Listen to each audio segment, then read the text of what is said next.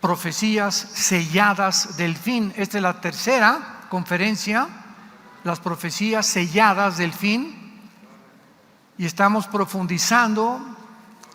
Tal vez en todo el tiempo que tengo de compartir la palabra, hemos tratado de profundizar mucho más en esta serie que en cualquier otra, por la importancia que tiene. Y mientras más atención pongamos y más firme hagamos nuestra convicción, más sólida será nuestra esperanza y más ganas y el ánimo, será una pasión la que debemos de tener, una pasión porque el Evangelio sea compartido en el mundo. Esta serie de profecías selladas del fin, estamos compartiendo que las profecías del Antiguo Testamento, cada vez lo vamos a ver con bastantes versículos. Cada vez que tú oyes en el Antiguo Testamento los últimos días o los postreros días o el tiempo del fin, siempre en el Antiguo Testamento se refiere a los últimos días, al tiempo del fin de Israel. Y siempre se refiere a la gran tribulación. ¿Cuándo serán los últimos días de Israel, los postreros días de Israel, el tiempo del fin de Israel? Se cumplirán hasta el final de la tribulación, cuando los purgue Dios en los 7 años de tribulación de la semana 70 de Daniel, y Él regrese para que ellos entren con la iglesia a poblar el mundo otra vez en el reino mesiánico o en el reino milenial. Muy bien. Y cuando en el Nuevo Testamento, de los Hechos para adelante, oigamos la frase estos postreros días, en el último tiempo, en los últimos días, siempre se refiere al final de la iglesia. ¿Cuándo terminan los últimos días para nosotros? Con el arrebatamiento de la iglesia. En cuanto sea la iglesia sacada del mundo, en ese momento se terminó y fueron los últimos días de la iglesia. Y entonces comienza Dios y regresa a terminar lo que dejó pendiente con la nación de Israel. Veamos entonces que el término bíblico, los últimos días, y el más popular, los últimos tiempos, no siempre se refieren a la iglesia o a Israel. Tenemos que ver en dónde está el texto y el contexto descrito. Y vamos a ver a continuación, veamos algunos pasajes. Comencemos con Deuteronomio capítulo 4, para demostrar primero algunos textos del Antiguo Testamento. Deuteronomio 4, versículo 30, que hablan de los postreros días. Y siempre se refieren ¿a cuándo? A los últimos días de Israel. ¿Cuándo será el final de Israel? En el tiempo de la gran tribulación. Ahí Dios terminará con la nación de Israel. Dice Deuteronomio 4, versículo 30: cuando estuvieres en angustia y te alcanzaren todas estas cosas, si en los postreros días te volvieres a Jehová tu Dios y oyeres su voz, porque Dios es misericordioso, es Jehová tu Dios.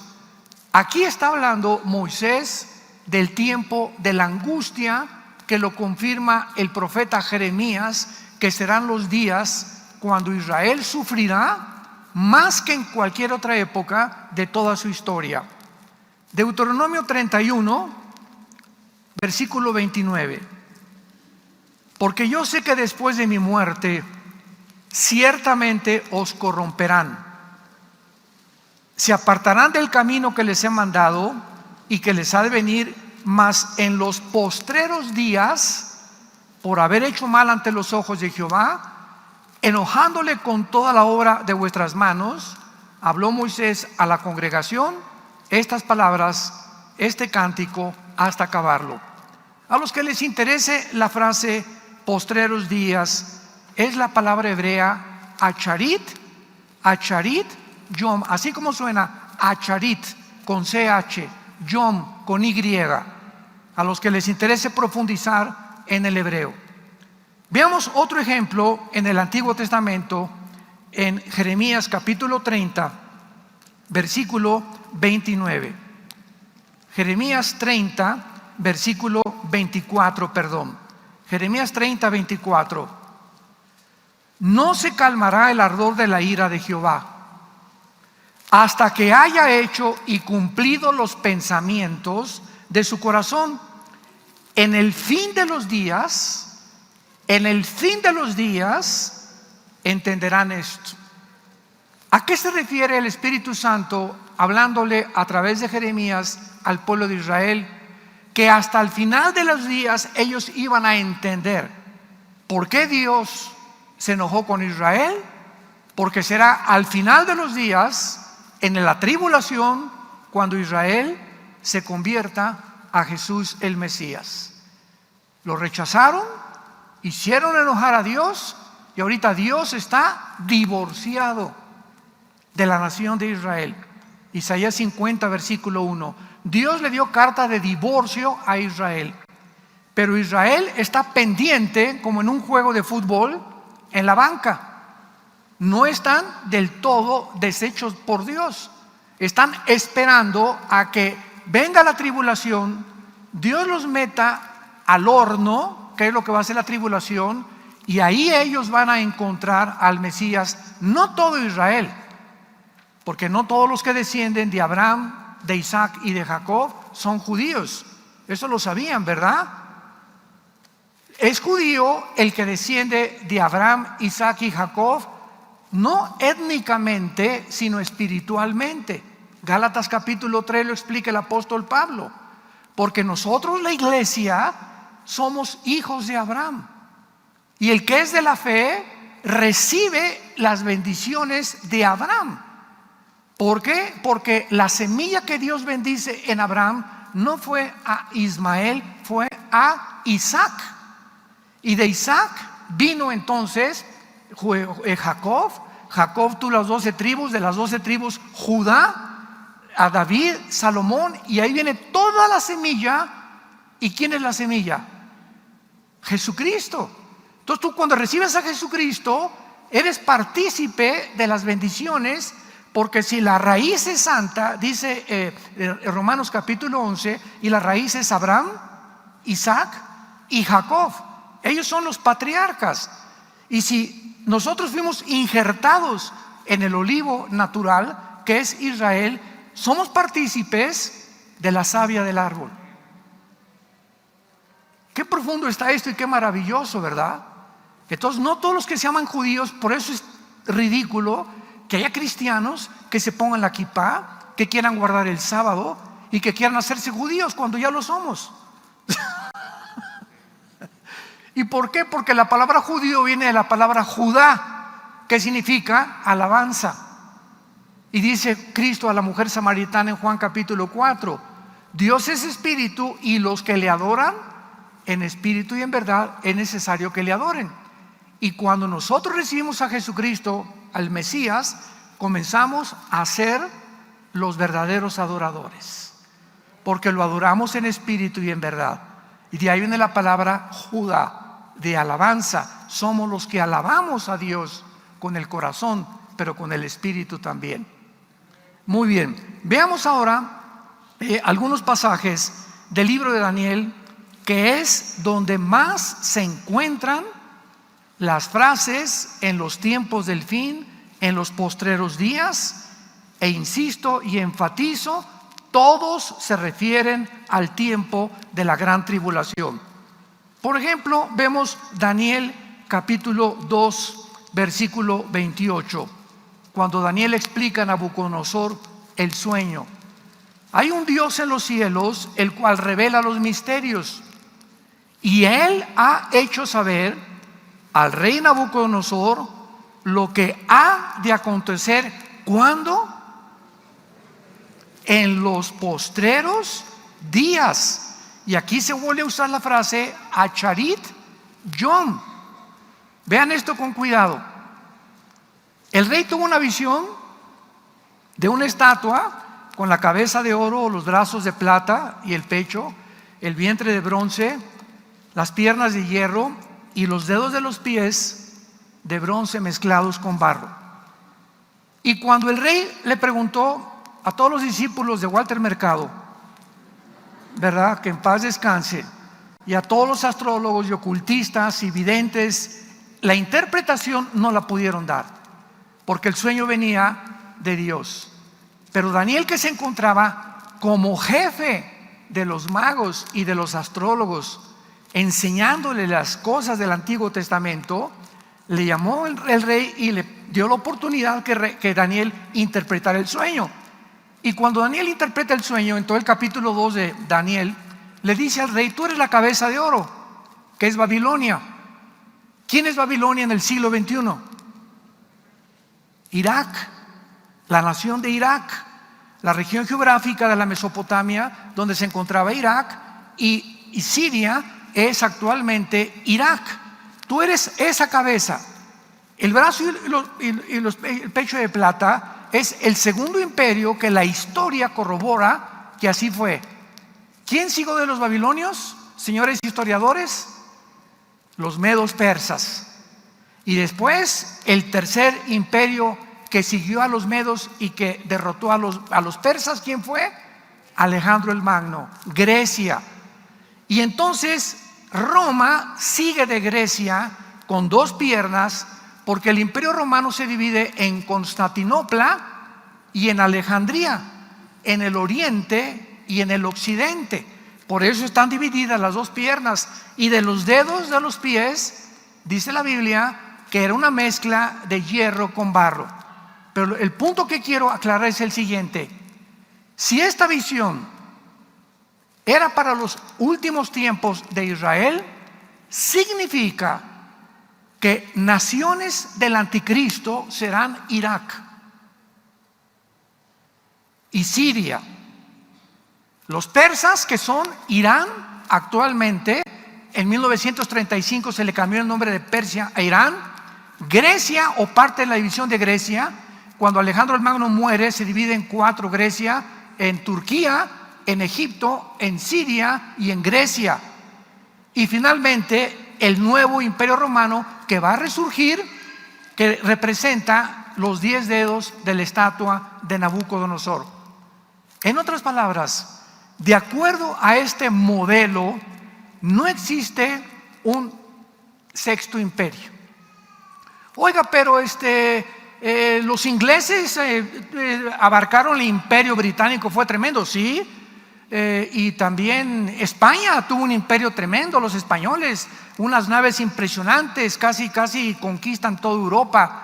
Y también los otomanos, los turcos, ¿verdad? Y los musulmanes, 500 años casi del gobierno otomano. Pero todos estos supuestos imperios, incluyendo a los nazis del siglo pasado, nunca Hitler se tuvo que unir con Mussolini en Italia, con los japoneses, y solamente Hitler conquistó Polonia, Austria, Hungría, algunas naciones de Europa.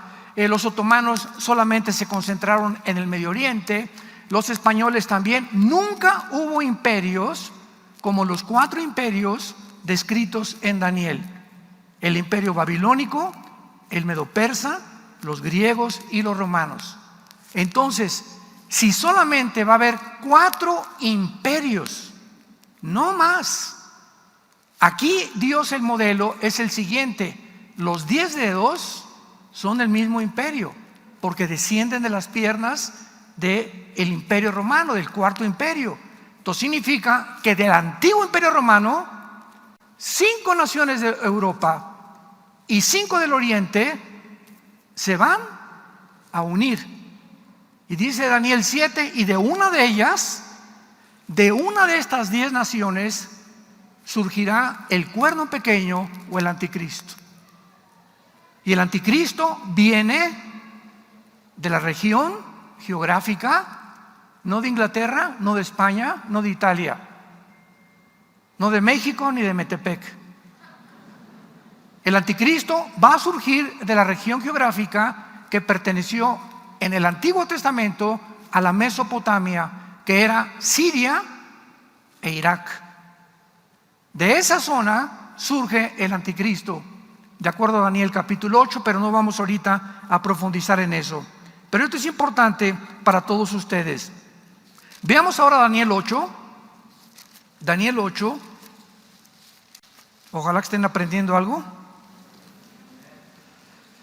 Versículo 17. Daniel 8, 17. Vino luego cerca de donde yo estaba, y con su venida me asombré y me postré sobre mi rostro.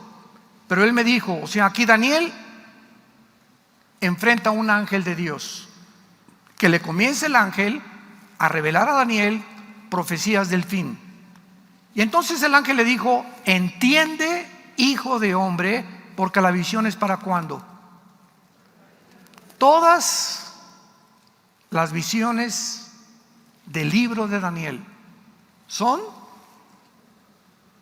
para el tiempo que nos encontramos y lo que sigue, que es la tribulación. Pero antes de que Dios trate con Israel y cumpla las profecías que vamos a ver que se van a cumplir con Israel, Dios tiene primero que tratar con nosotros. Dios tiene primero que purificarnos. Y si algo positivo le podemos sacar a la famosa pandemia del año pasado y algunas continuaciones y secuelas que continúan, es que Dios purificó como no se imaginan ustedes. Ustedes no tienen idea de cómo barrió Dios la iglesia en el mundo entero. Probó líderes, probó misioneros, probó cristianos, probó motivos por los cuales muchos sirven a Dios. El miedo paralizó a muchas personas. El miedo te impide actuar, te desconcentra, no puedes pensar racionalmente por el temor. En fin, ¿verdad? Hubo una limpia. Dios pasó la escoba y el trapeador por las iglesias que se decían cristianas. Y ustedes no se imaginan, me decía Marcelo en Italia, Armando, aquí nada más en Italia, más de 27 iglesias cerraron. Ya desaparecieron, ya no existen. De nosotros, la mitad que teníamos no regresó. Están comenzando a regresar poco a poquito. Pero todo esto no es más que una limpia de Dios para purificar a los que no son, que de una vez se sepa quiénes no son. Porque las iglesias estaban llenas de cristianos, entre comillas, profesantes, que iban y regresaban el domingo, el lunes, martes y miércoles, volvían a ser Juan Camaney, volvían a ser el Charrascas y el Juan Charrasqueado. Llegaban el domingo y tenían cara de San Clodomiro, pero en sus casas nunca su vida fue cambiada. Su matrimonio nunca fue estructurado, sus hijos nunca vieron el ejemplo de sus padres, y hay millones de jóvenes decepcionados de sus padres, de la hipocresía de sus padres. Estaba leyendo hoy en la mañana en una página de las que ya están saliendo sin censura, que hubo más suicidios en Europa y en Japón y en Estados Unidos que la cantidad de muertos por la pandemia. ¿De qué suicidios está usted hablando? Me preguntarás. Entre niños de 12 a 18 años.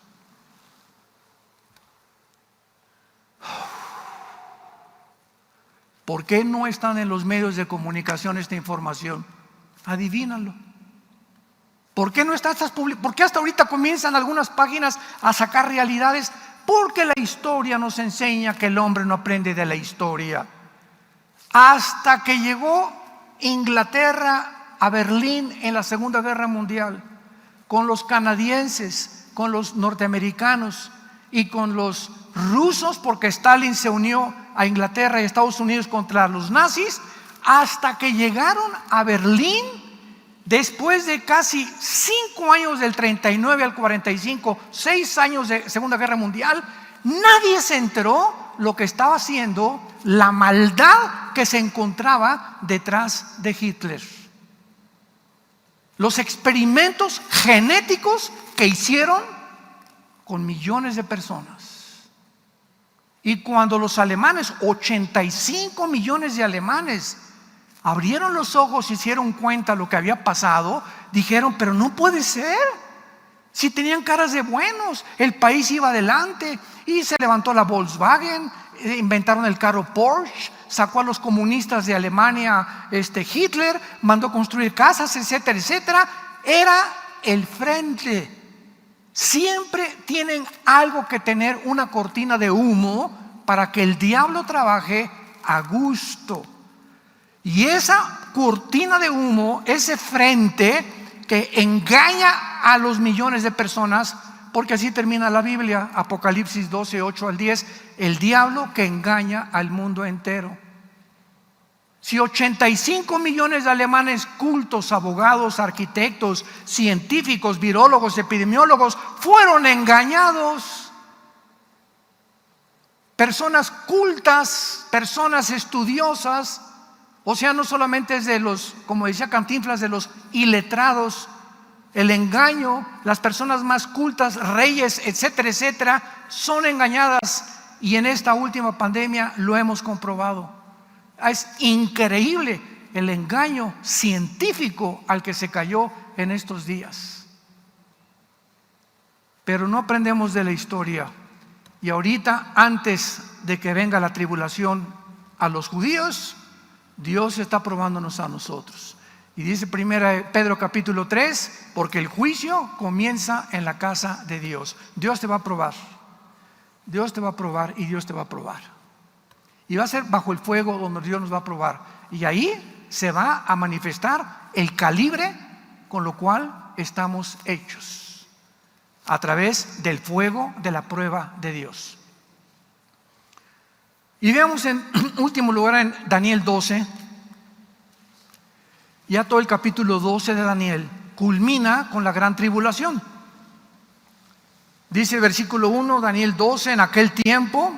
¿De qué tiempo está hablando? Está hablando del tiempo kairos en el griego, que es la palabra et, ed Enrique, t de tío, h en el hebreo, et, que es igual a kairos, en un tiempo específico.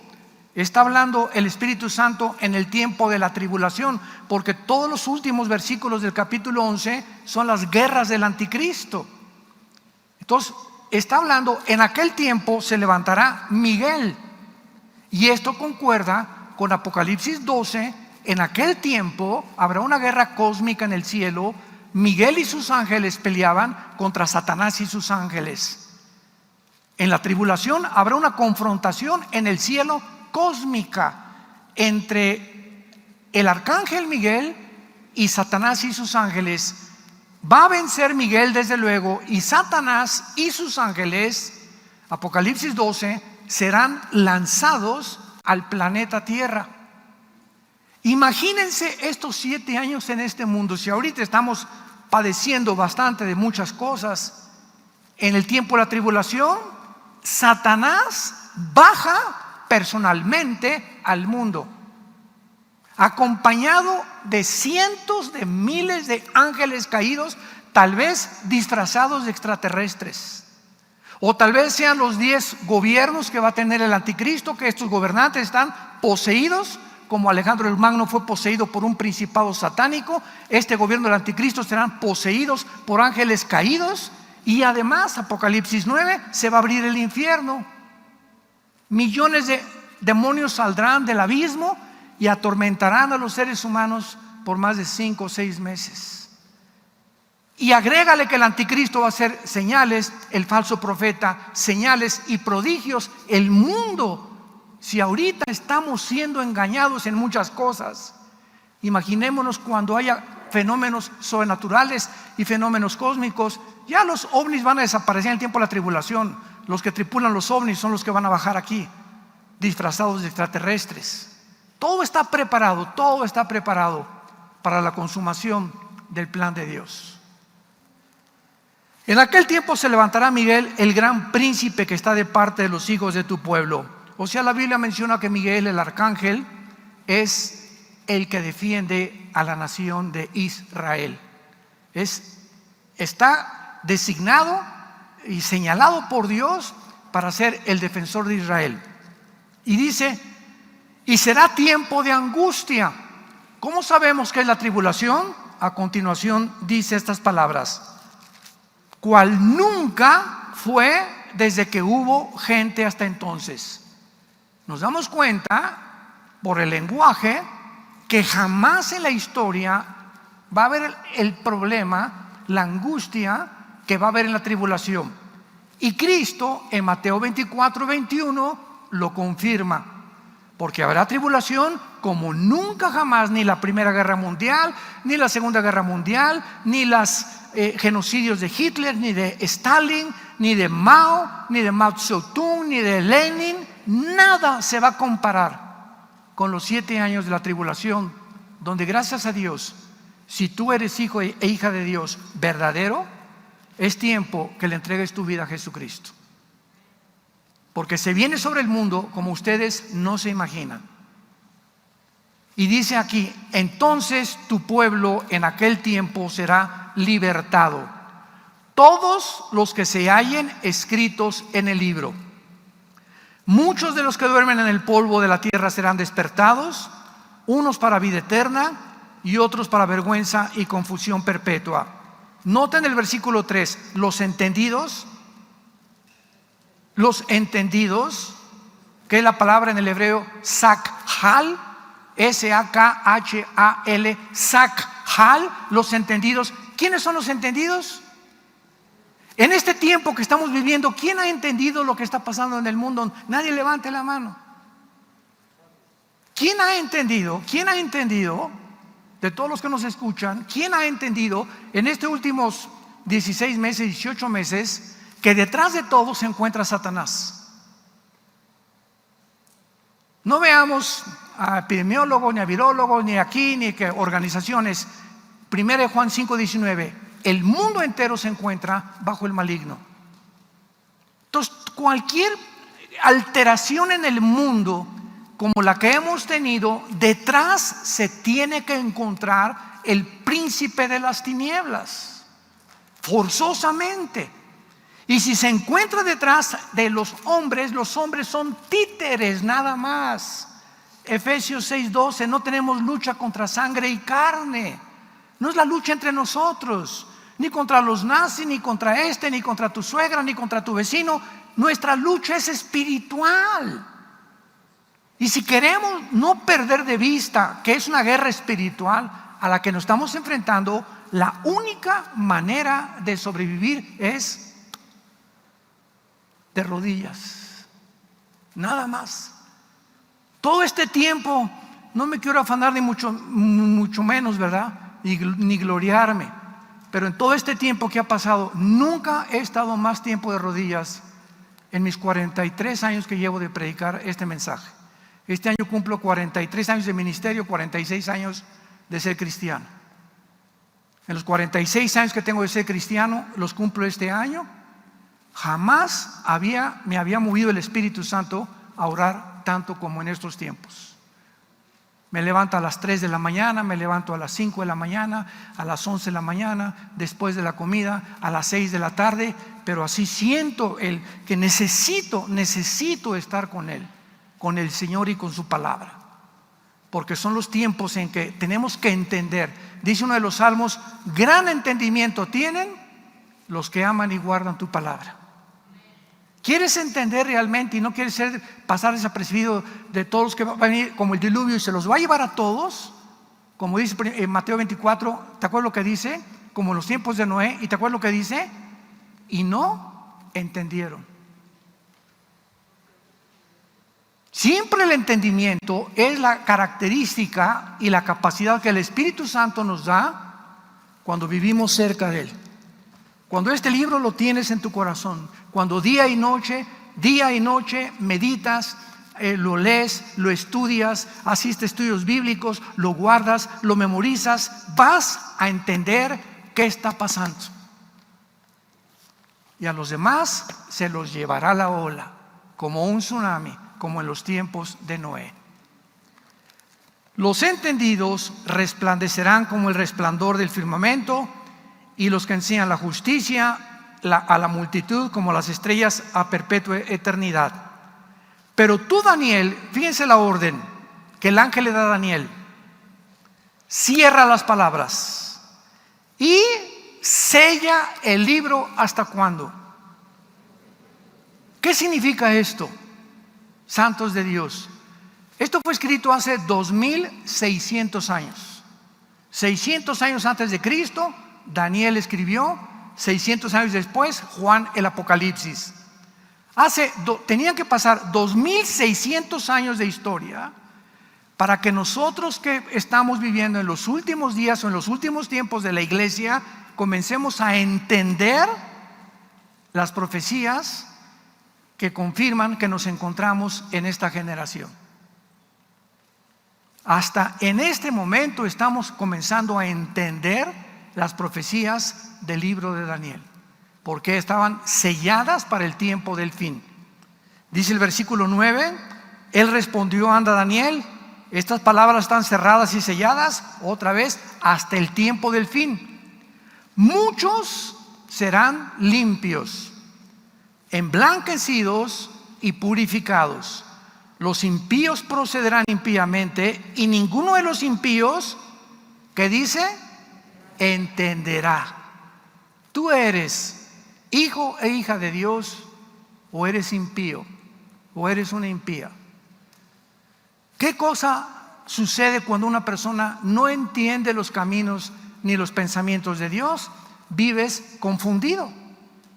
¿Qué es la confusión? No chepo, ¿para dónde voy? ¿Chipacá o chipallá o chipayatlas?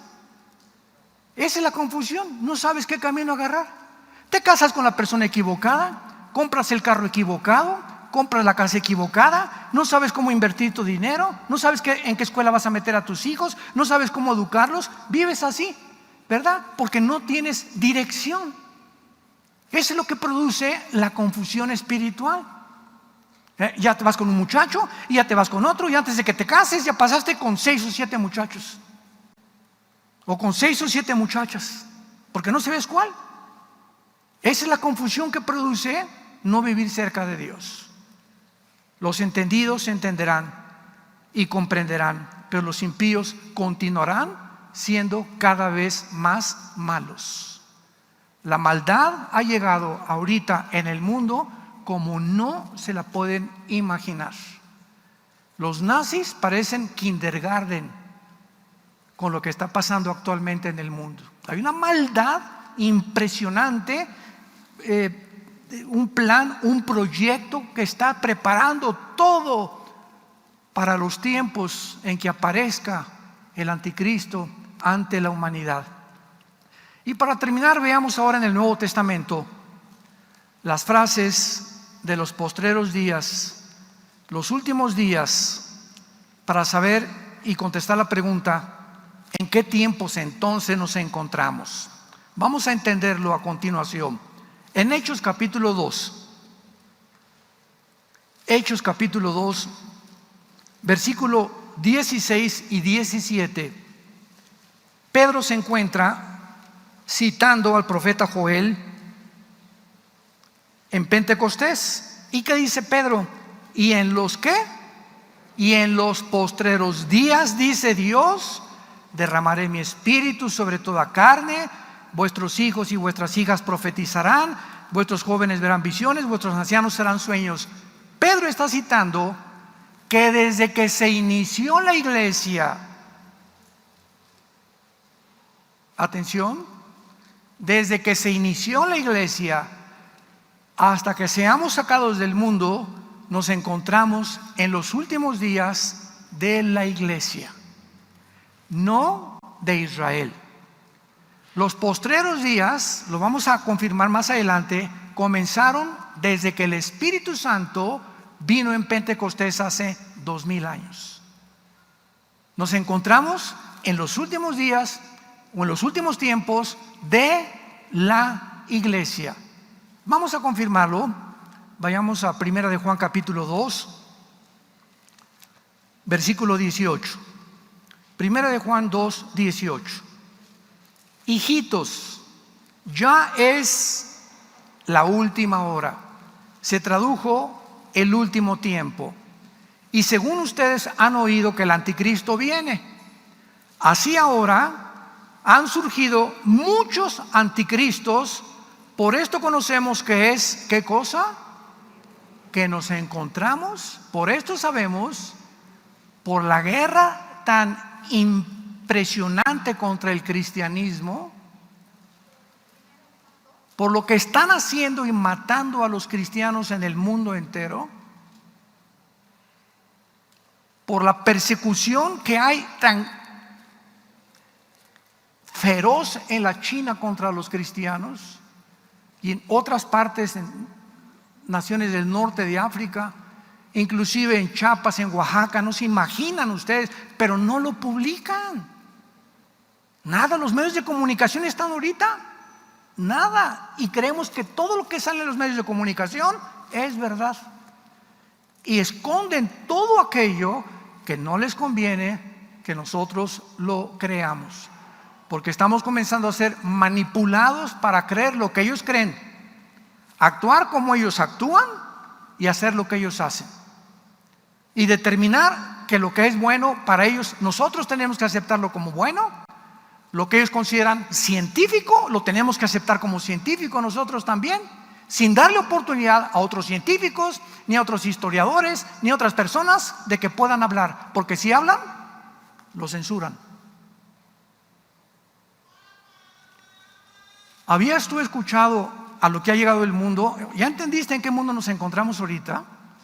Tú ahorita en YouTube, en internet, no puedes decir nada que contradiga a un grupo élite que tiene el control del 95% de los medios de comunicación, televisoras, radios, estaciones, control, películas, todo 95% de los medios de comunicación están en manos de 6 familias. 6 familias están controlando el mundo. Haz de cuenta, ponte un mundo así, y aquí están como dioses ellos, ¿verdad? Vamos a hacer esto, vamos a imponer esto, vamos a implementar aquello, etcétera, etcétera. Y ellos les están dando las órdenes a los gobiernos. Antes los gobernantes mantenían su soberanía nacional, y si Guatemala tuvo una decisión, no, ¿por qué México la va a tener? Y si España tiene algo y crea algo, ¿verdad? Pues que lo crean los españoles, pero no nos contagien a nosotros. Pero ahora ya no es así.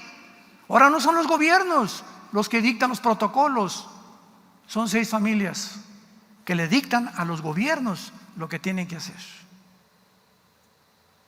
Y es cuando nos damos cuenta, las palabras del fundador de los bancos, Rothschild. Dijo Rothschild, el fundador de los bancos en Europa: el que tenga el poder económico gobierna el mundo. En este último año, este grupo triplicó sus trillones de dólares. Triplicaron con la pandemia trillones de dólares. Se volvieron multimillonarios.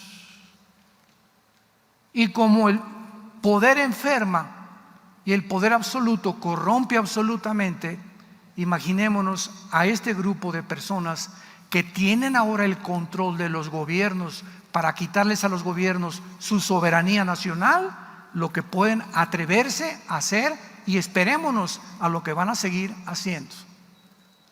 Pero los entendidos lo van a entender. Veamos otro pasaje en Primera de Pedro, allá más atrás. No te regreses hasta el Génesis. En Primera de Pedro vemos otra vez otro del capítulo 1, versículo 20, que nos confirma que nos encontramos la iglesia en los últimos tiempos, desde los tiempos de los apóstoles. Pedro, Primera de Pedro 1, versículo 20, está hablando de Jesús, de Jesucristo, y dice: ya destinado desde antes de la fundación del mundo, pero manifestado, ¿cuándo? ¿Cuándo entró Jesús al escenario mundial? En los postreros tiempos. Desde el tiempo de los apóstoles hemos comenzado a vivir la última etapa de la humanidad. Y esta etapa no puede pasar de 2000 años. fueron 2000 años de Adán a Abraham. 2000 años de Abraham a Jesús, ya van 4000.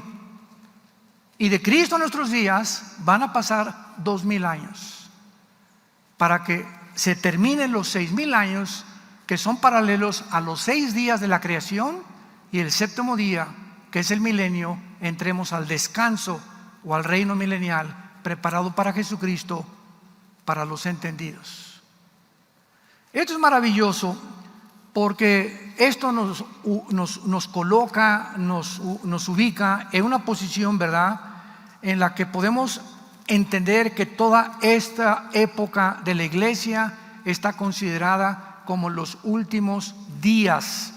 Sin embargo, no es lo que la mayoría de los cristianos, para terminar, entienden cuando preguntan: ¿estamos viviendo en los últimos días? Entonces, cuando una respuesta bíblica es claro desde los apóstoles, pero cuando muchos cristianos hacen esta pregunta, no quieren decir eso.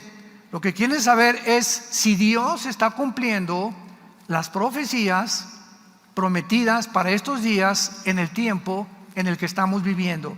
Y para contestar esta pregunta necesitamos ver rápidamente algo del Antiguo Testamento para que podamos corroborarlo. Por ejemplo, los judíos, o la historia para los judíos, consiste en 2 épocas.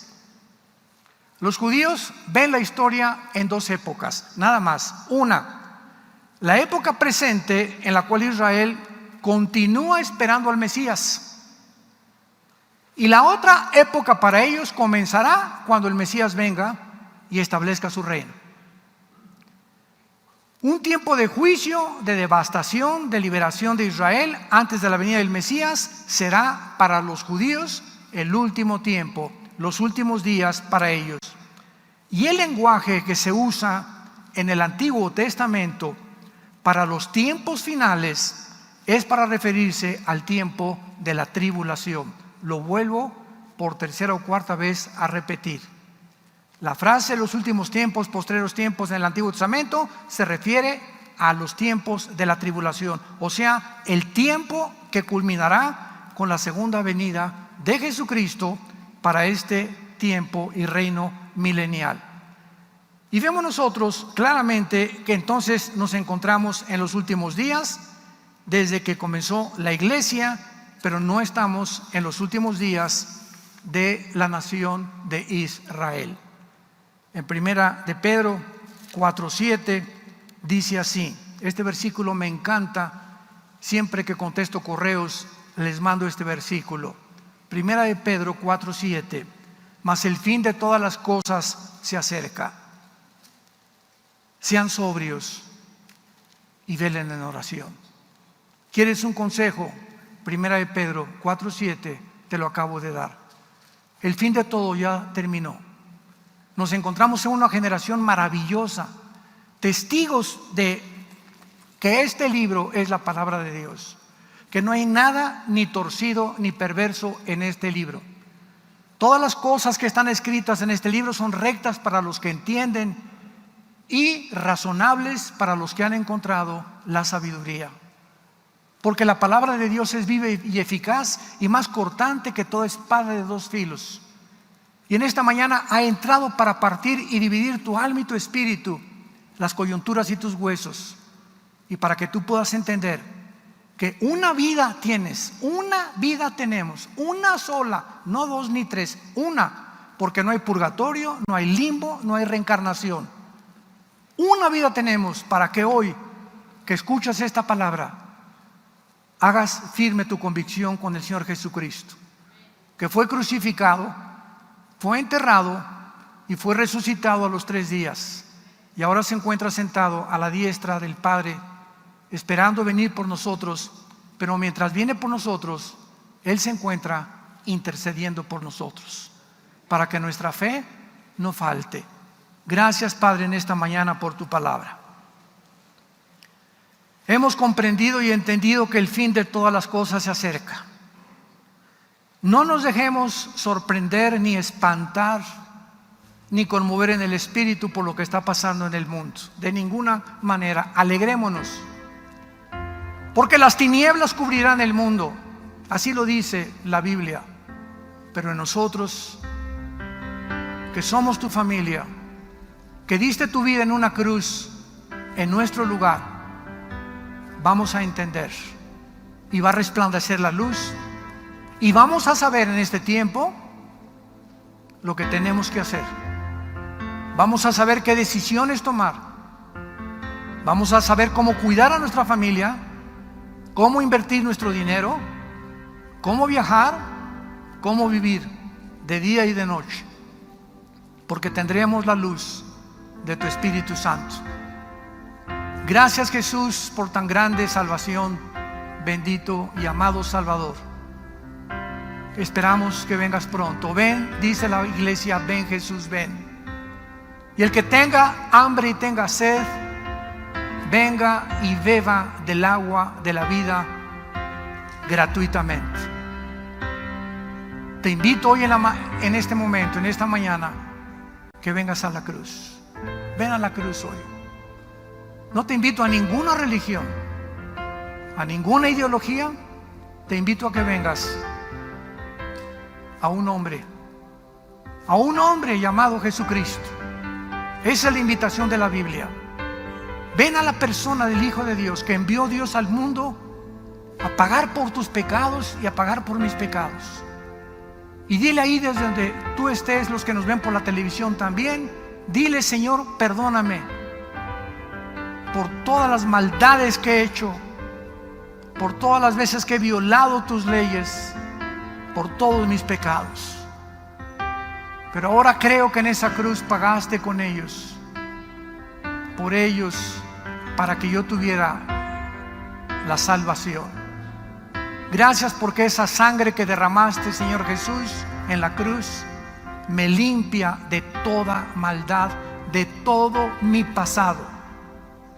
Hoy mi pasado queda desaparecido, como si jamás lo hubiera hecho, por tu gracia.